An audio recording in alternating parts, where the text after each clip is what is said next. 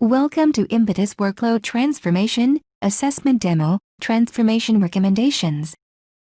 In the last video, we have seen how to explore the in-depth analysis.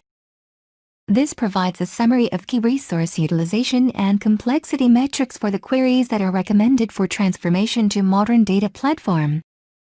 Based on the thresholds for resource utilization, query complexity and execution time, assessment auto-generates actionable recommendations. Key resource utilization summary for input files. Recommendations for the jobs or orchestrator scripts that should be transformed first. It also highlights the total queries and entities it uses and impacts. Click through it for more details. End-to-end lineage shows complex interdependencies that exists between the workloads.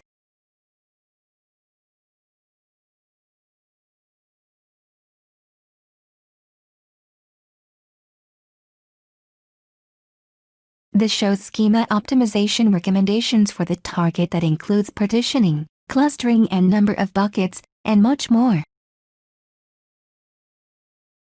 The summary page shows application-wise schemas that are recommended for transformation to modern data platform. Download detailed reports from here, which is covered in the next tutorial. Thanks for watching.